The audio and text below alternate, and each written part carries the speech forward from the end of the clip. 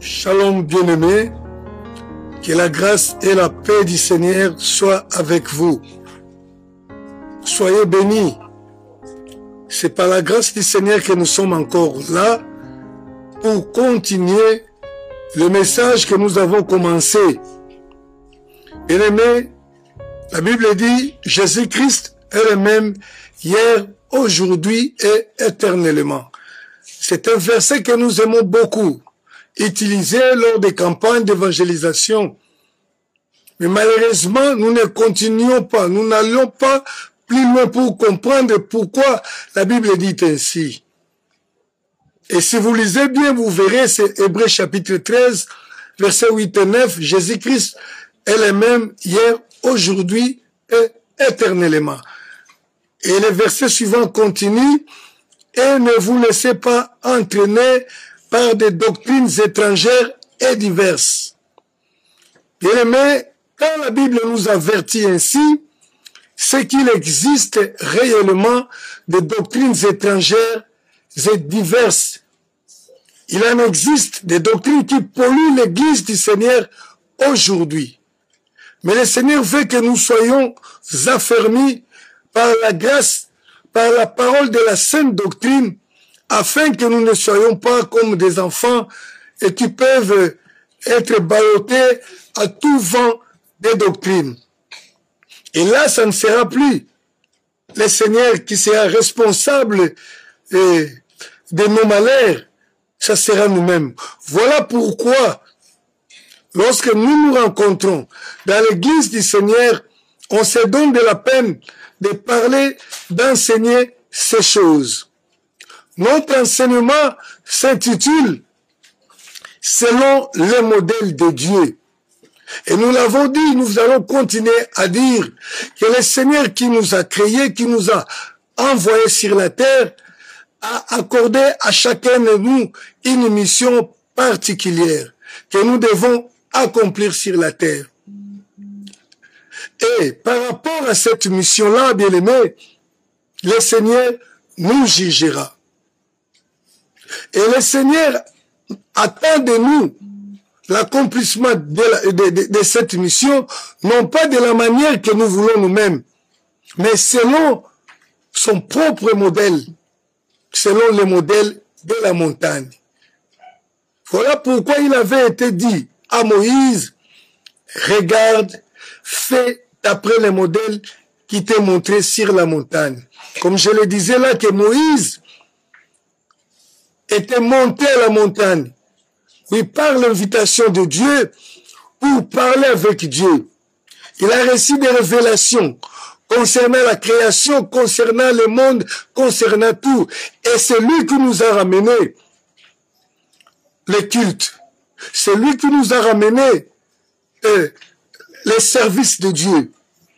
Et Dieu l'a recommandé en disant, tu ferais tout d'après le modèle qui t'a été montré sur la montagne. Parce que Dieu qui réside dans les cieux, qui a créé les cieux et la terre, qui doit être servi aussi sur la terre, doit être servi de la même façon qu'il est servi, qu'il est adoré dans le ciel. Et nous avons dit que Moïse a reçu cette recommandation de faire, de bâtir, mais il y avait aussi quelque chose d'important. On lui avait dit ceci, regarde. Et hier, nous avons démontré l'importance de la vie, de regarder, de voir dans la marche chrétienne. Je disais qu'il y a 3 degrés que nous devons franchir pour arriver au sommet du service de Dieu, pour réjouir le cœur de Dieu. Nous commençons d'abord par l'écoute. Selon qu'il est écrit, comme nous le savons bien, que la foi vient de ce qu'on entend. Lorsque nous entendons Dieu et que nous croyons, nous faisons notre premier pas dans la voie du Seigneur, dans le service du Seigneur. Mais il ne faut pas s'arrêter là. Nous avions dit que nous devons continuer. Nous devons marcher, nous devons continuer. Nous devons aller de l'avant. Et le deuxième degré, c'était de voir. Alléluia. Et je dis que c'est les degrés les plus difficiles, l'étape la plus difficile pour les serviteurs de Dieu ou les enfants de Dieu. Mais elle est aussi importante, elle est capitale dans la marche, dans le service du Seigneur. Parce que nous pouvons écouter. Ça nous donne tout simplement des idées de pensée. Mais lorsque nous voyons, nous nous rendons compte de la réalité. Et cela affermit encore notre foi et ça change notre façon de servir Dieu.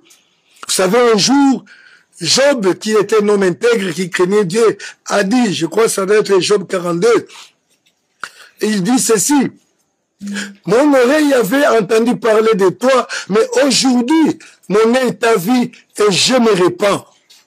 Lorsque tu vois la gloire de Dieu, tu te répands de beaucoup de choses. Tu vas comprendre, tu vas changer ta façon de servir Dieu. Et lorsque tu changes la façon de servir Dieu, c'est alors que nous pouvons dire que tu peux toucher le cœur de Dieu. Ça, c'est le monde de l'action. Car toucher un homme, toucher, tuer, c'est par les actes que nous posons, c'est par la vie, les sacrifices, c'est de la manière dont nous les servons. Et lorsque Dieu est touché par les actes que nous posons, je vous dis sincèrement, Dieu ne s'empêche pas de dire quelque chose pour nous, ses serviteurs, ou pour la personne qui l'a touché. Alléluia. Cependant, nous avons démontré qu'il y a un point qui nous bloque, parce que nous sommes appelés à voir. Nous avons dit qu'il y a un point qui nous bloque, qui nous empêche de voir ce que nous regardons bas. Et là, nous avons lu Jean chapitre 4, verset 35, où le Seigneur dit aux disciples, levez les yeux et regardez. Vous allez voir comment les champs a blanchi pour la moisson. Et nous avons démontré que beaucoup de gens regardent bas. Lorsque vous regardez bas, c'est que vous vous souciez trop de vous-même. Vous vous souciez de petites choses. Et ce qui cause trop de problèmes dans nos assemblées. Ceci a dit ceci pour moi, contre moi plutôt. Et à cause de cela, je ne veux plus travailler. Non, il m'a découragé parce qu'on ne m'a pas honoré, parce qu'on ne me reconnaît pas, parce que je ne suis pas bien payé. Ces histoires-là, c'est tout simplement parce qu'on regarde bas.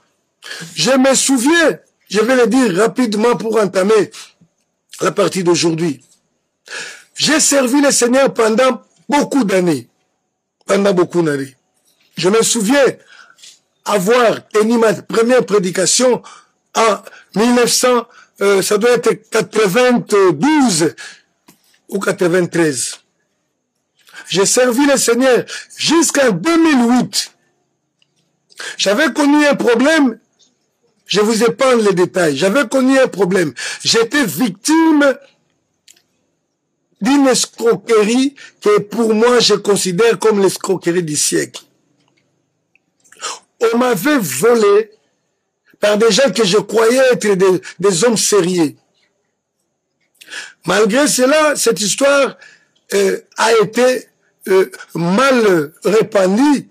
Je ne sais pas pour quelle raison, parce que j'étais victime. Quelqu'un m'a contacté, m'a dit, aide-moi à faire ceci, cela. Alors que c'était dans un groupe où tous avaient un rôle à jouer.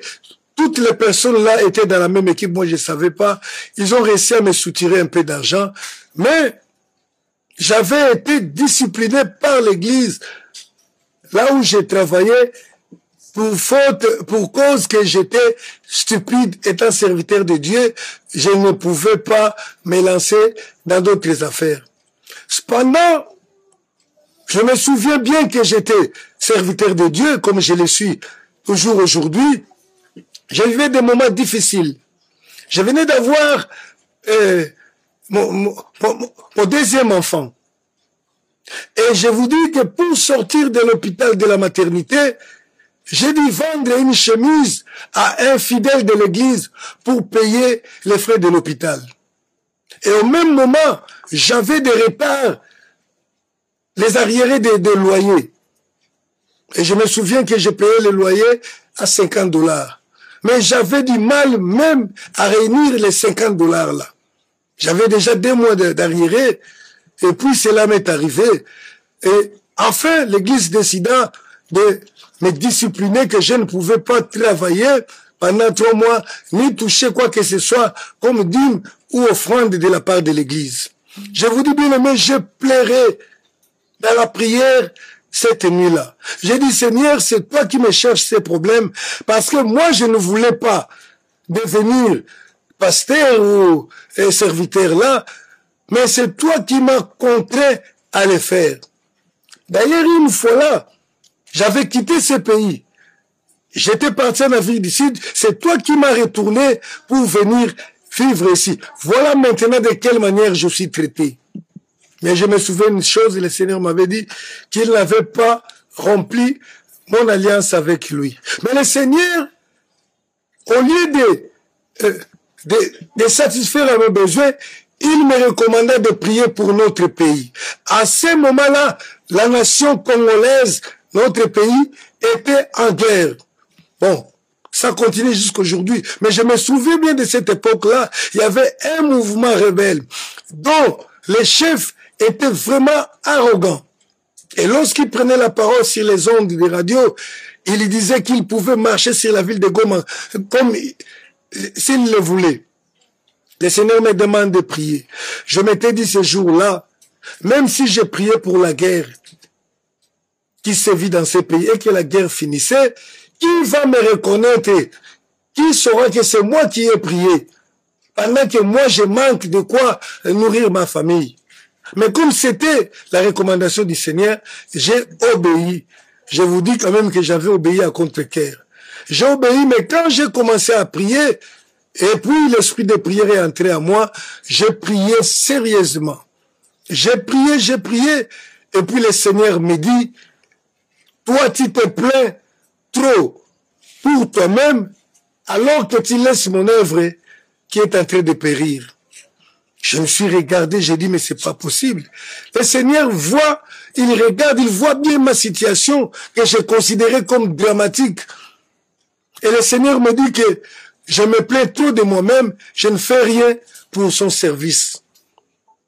Et le Seigneur me montre des gens qui vivaient en Inde, des chrétiens comme moi, qui vivaient dans leur propre pays, mais qui étaient persécutés parce qu'ils avaient annoncé l'évangile à une seule personne, parce qu'ils avaient réussi à convertir un hindou. Bien aimé, quand j'ai vu, je pleurais, je me suis senti sale devant le Seigneur, indigne. Parce que quand j'ai vu la condition dans laquelle ces gens-là vivaient, les frères indiens, je me disais, s'ils venaient chez moi à la maison, avec les petits que j'avais là, en tout cas, ils se sentiraient peut-être en Europe ou je ne sais pas moi quoi. Parce qu'ils vivaient dans une condition très précaire, avec des cabanes, je ne dirais pas des maisons, des cabanes. Mais, moi qui me plaignais, je vivais quand même. Je vous dis, j'ai eu la honte de ma vie dans les services du Seigneur ces jours-là. C'est ces jours-là que le Seigneur me dit, lève les yeux et regarde. Le Seigneur me dit, il y a des gens qui meurent pendant que toi tu te plains de toi-même. Bien-aimé, c'est ces jours-là que mon ministère, mon service pour le Seigneur a pris une autre tournure. J'ai levé les yeux, j'ai vu. Je me plaignais pour rien. Je croyais que j'étais le plus malheureux, alors que je vivais quand même mieux. Bien-aimé, je te dis, ta vie là, elle est mieux que la vie d'autres personnes. Même si elle était la pire des vies, mais le Seigneur veut que nous puissions nous contenter de ce que nous avons. À ce moment-là, moi, j'ai regardé ma propre situation au lieu de penser aux opportunités d'annoncer l'évangile.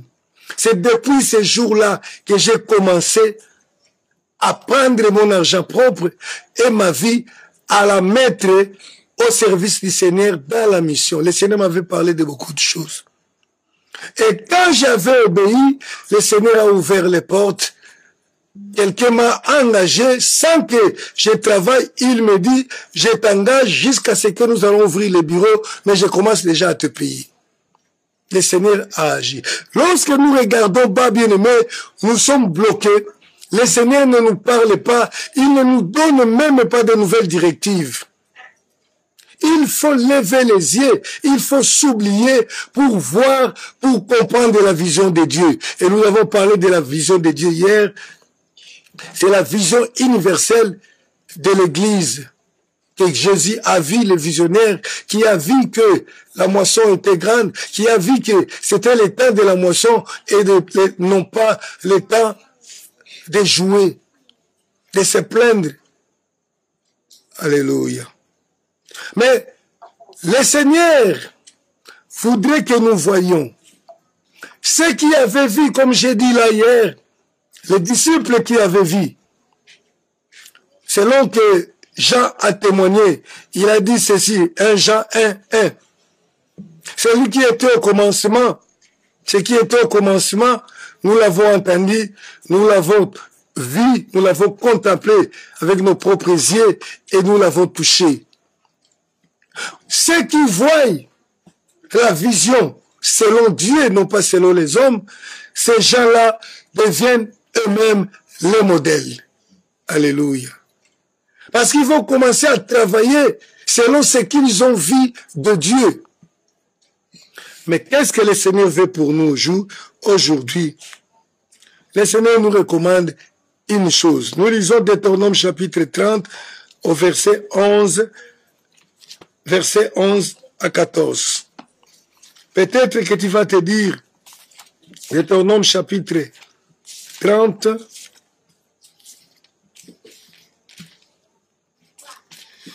verset 11 jusqu'à 14. Je lis au nom du Seigneur Jésus-Christ. Ce commandement que je te prescris aujourd'hui n'est certainement point au-dessus de tes forces et hors de ta portée. Il n'est pas dans le ciel pour que tu dises qu'il montera pour nous au ciel qui nous ira chercher, qui nous le fera descendre afin que nous le mettions en pratique. Il n'est pas de l'autre côté de la mer pour que tu dises qu'il passera pour nous de l'autre côté de la mer et nous l'ira l'arracher, nous l'ira chercher, qui nous le fera entendre afin que nous le mettions en pratique. C'est une chose au contraire qui est tout près de toi, dans ta bouche, dans ton cœur, afin que tu le mettes en pratique. Alléluia. Selon le modèle de Dieu. Bien-aimé, le Seigneur ne te demande pas de monter à la montagne de Mangengengue, je ne sais pas, en Amérique, vous là-bas ou en Europe, sur quelle montagne vous allez pour prier. La Bible dit que les modèles de Dieu, les commandements de Dieu, les ordres de Dieu ne sont pas au-dessus de notre portée, elle est près de nous. Elle est même dans nos cœurs, afin que nous les mettions en pratique. Donc personne ne peut se plaindre pour dire « Je n'ai pu monter à la montagne comme Moïse pour pouvoir voir. » Tout est près de toi. Vous savez, il y a une disposition de la nouvelle alliance qui dit ceci. Cette disposition, bien-aimée, elle doit être réelle dans nos vies. Elle dit ceci, dans la nouvelle alliance, le Seigneur dit qu'il écrira ses lois dans nos cœurs et personne ne dira à l'autre connaît le Seigneur. Vous savez, bien-aimé, lorsque vous êtes rempli du Saint-Esprit, vous marchez avec le Seigneur. Même si vous n'avez pas lu dans la Bible, même si vous n'avez pas été enseigné, devant certaines choses qui sont péchées, vous vous sentirez mal à l'aise. Même si vous ne connaissez pas lire la Bible, devant certaines situations que Dieu connaît comme péché, vous vous sentirez mal à l'aise. Et les jours où on vous l'enseignera, vous vous direz, oui, c'est pourquoi je me sentais toujours pas bien lorsque je le faisais. Parce que nous sommes enfants de Dieu et la réalité c'est que la loi de Dieu est écrite dans nos cœurs, mais nous avons du mal à écouter même le Seigneur qui réside dans nous.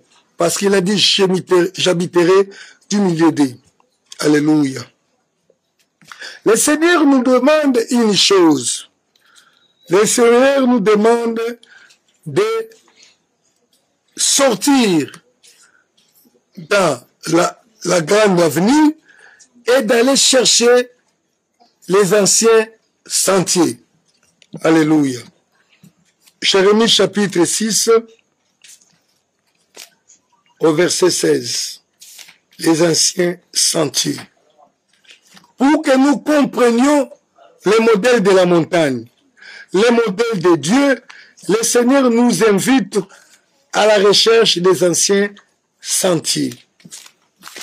J'ouvre ma Bible dans le livre de Jérémie, au chapitre 6, le verset 16. Voilà. Je suis là. Jérémie chapitre 6, verset 16.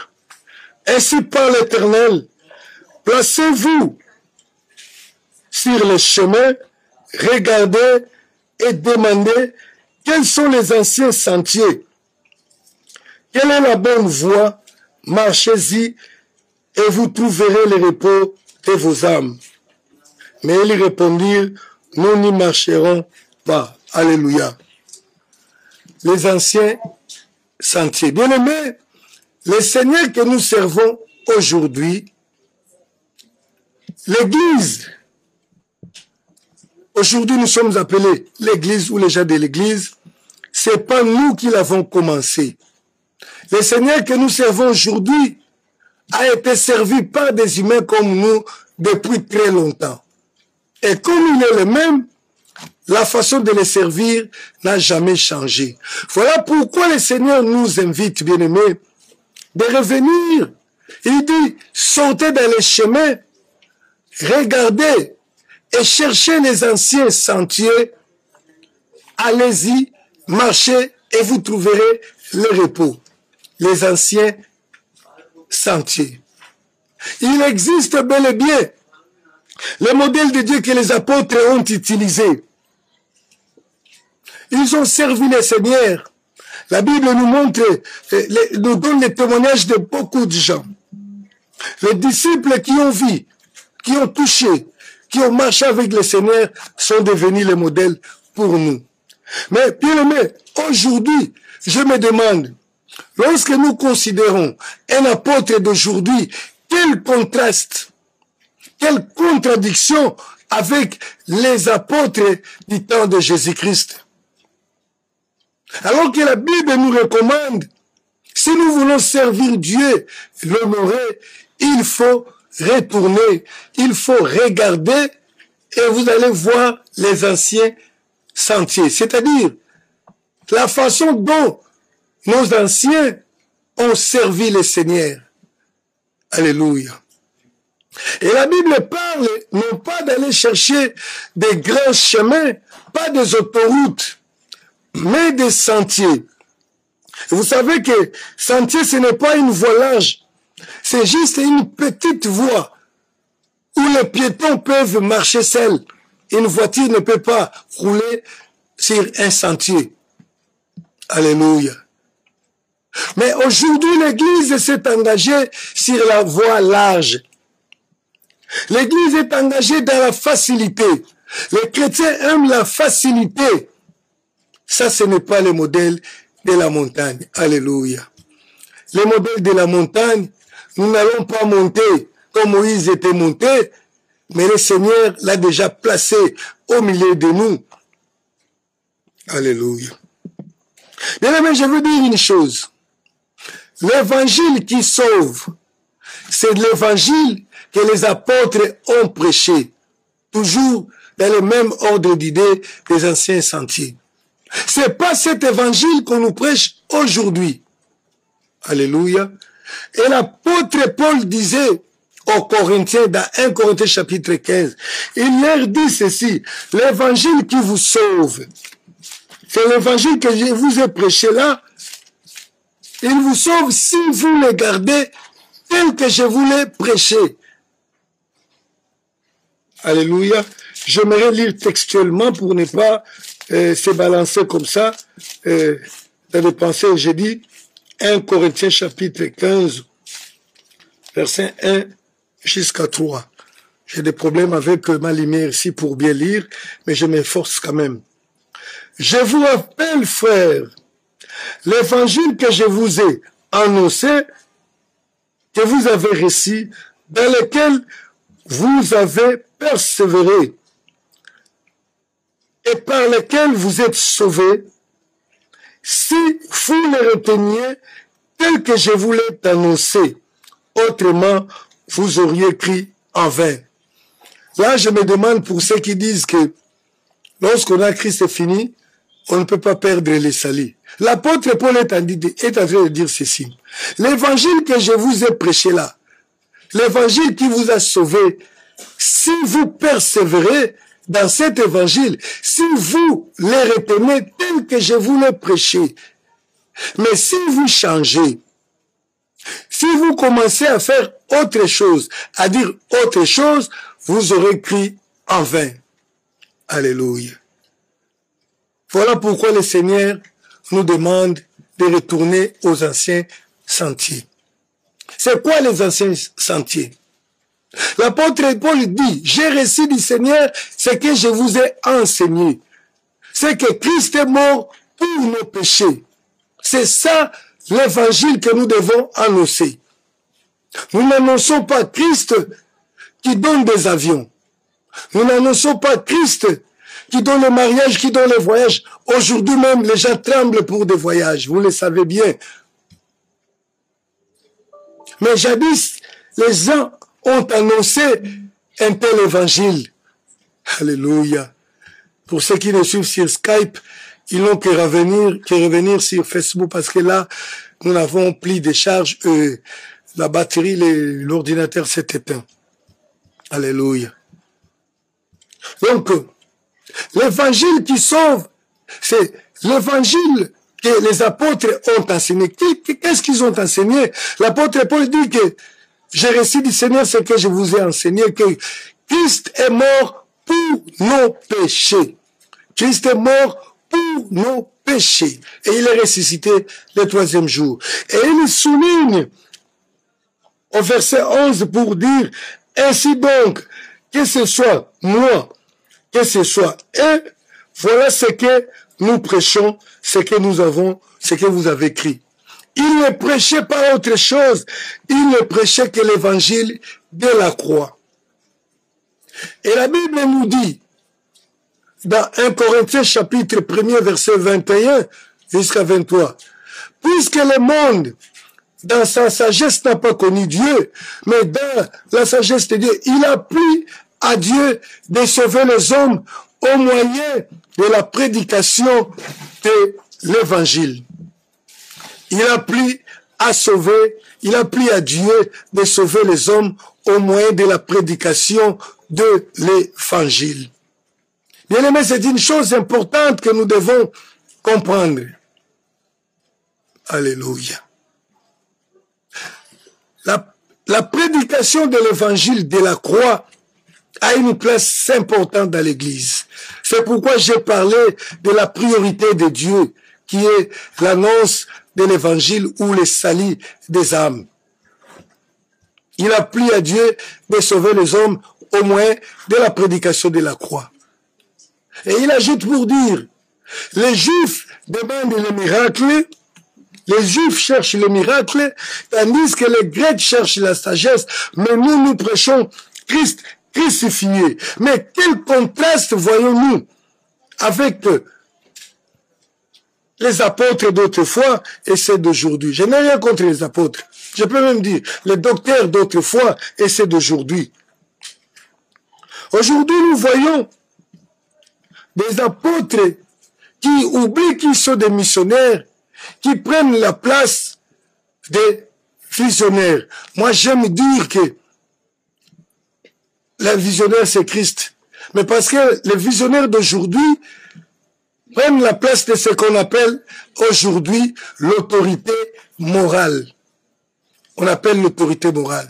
Donc la personne qui peut seule décider, qui a juste lui-même le droit de dire ou de faire de n'importe quoi. Vous savez que les apôtres de autrefois étaient des hommes modestes. Ils n'étaient pas des fanfarons. C'était des hommes qui étaient dilués dans la société.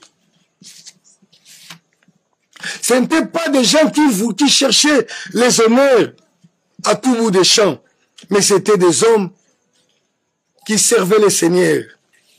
Il y a un contraste impossible aujourd'hui avec l'église d'aujourd'hui, surtout celle que nous appelons l'église de réveil et l'église du commencement, lorsque les choses ont commencé. Alléluia. Pour ceux qui ont vécu un moment dans cette ville, à partir de laquelle je suis en train d'enseigner, vers les années 1980, lorsque nous avons eu notre premier contact avec l'évangile dans ce pays, en ce moment-là, avoir une personne qui prie, une femme qui prie, avec une femme normale, la différence était totale. Il n'y avait aucun problème. On ne posait pas de problème à ce qui concerne l'habillement de la femme. Ces femmes-là savaient que pour qu'une femme puisse prier dans l'église, elle devrait se couvrir la tête. On n'avait même pas le temps d'enseigner cela. La sainteté se voyait à l'œil nu. Alléluia. Les anciens sentiers. Ces choses-là que nous avons abandonnées, croyant que nous sommes devenus modernes. Christ est le même hier, aujourd'hui et éternellement. Il n'est pas le Christ de l'Antiquité, il n'y a pas un autre Christ du temps moderne. Alléluia. Les anciens sentiers nous envoient à considérer. Vous savez, il y a beaucoup d'actes que nous posions autrefois, que nous considérions comme péchés. Et à un certain moment, nous les avons abandonnés, croyant que ce n'était plus péché. Et nous avons parfois le kilo de dire, vous savez, à cette époque-là, nous on voyait que péché. Ce que nous voyons péché était toujours péché et reste toujours péché jusqu'à ce jour. C'est nous qui avions abandonné les anciens sentiers. Alléluia. Vous savez, à ce moment-là, où les chrétiens savaient d'eux-mêmes que jouer les jeux de hasard était un péché. Mais aujourd'hui, c'est devenu un jeu favori des chrétiens d'aujourd'hui. En ce moment-là, nous ne discutions pas sur ça. Nous savions tous, nous, les chrétiens de l'époque, qu'un chrétien ne fumait pas. Et nous allions même très loin. On ne touchait même pas à la cigarette. Personne ne pouvait toucher même à la cigarette. Vous savez combien de frères ont été chassés de la maison parce qu'ils avaient un papa fumeur qui l'a envoyé d'aller acheter une cigarette et il a refusé. Il a dit non, je ne touche pas, c'est parce que le péché. Mais à un certain moment, nous avons tout banalisé. Les anciens sentiers, retournons aux anciens sentiers. Vous savez, en ce moment-là, nous considérions qu'un chrétien faire partie d'un parti politique était un péché. Mais aujourd'hui, nous vivons avec des pasteurs qui sont eux-mêmes présidents de partis politiques, qui invitent les enfants de Dieu d'aller dans des partis politiques. Je me demande toujours, vous savez, la Bible dit, toute écriture est inspirée de Dieu, elle est utile pour enseigner, pour corriger, pour convaincre. Et quelque part, il est écrit, ne faites rien par l'esprit des partis pris. Et ces partis-là représentent bien ce que nous pouvons appeler parti aujourd'hui, regroupement. Que ce soit un parti politique, que ce soit un parti, je ne sais pas moi appeler nationaliste ou quoi. Un parti tribal. Oh, nous les ressortissants d'eux. Alléluia. Peut-être que ça peut vous choquer. Moi, j'ai toujours considéré que, étant chrétien, moi, je ne suis pas patriote. Dans les termes, je ne suis pas patriote de la RDC, non. Parce que nous avons notre patrie céleste. La Bible le dit clairement. Je ne peux pas me battre, moi, pour des causes terrestres. Je me bats pour notre patrie céleste, l'Église. En ce moment-là, nous savions que certains commerces ne pouvaient pas être tenus par les enfants de Dieu. Mais aujourd'hui, nous vivons avec des frères qui vendent de l'alcool. Dans la dernière mission que nous avons fait à Bikoro, nous sommes arrivés dans un village, nous avons trouvé la femme du pasteur qui prépare les boissons fortes, les liqueurs traditionnelles que nous appelons le toko, ici chez nous. Je demande au pasteur, qu'est-ce qui ne va pas? Il me dit, mais non, vous voyez, la maman fait pour essayer de raffermir un peu notre économie de la maison. Mais nous devons faire attention.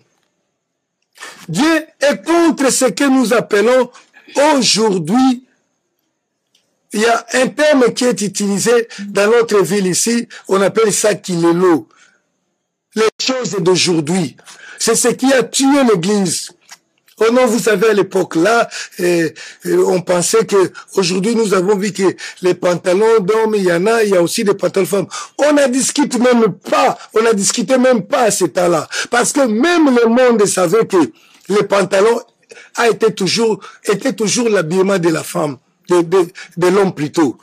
Sinon, le monde n'interdirait pas aux femmes de porter les pantalons, comme ça a été partout. Alléluia. Les anciens sentiers. Le Seigneur nous invite à revenir aux anciens sentiers. Il n'a pas changé.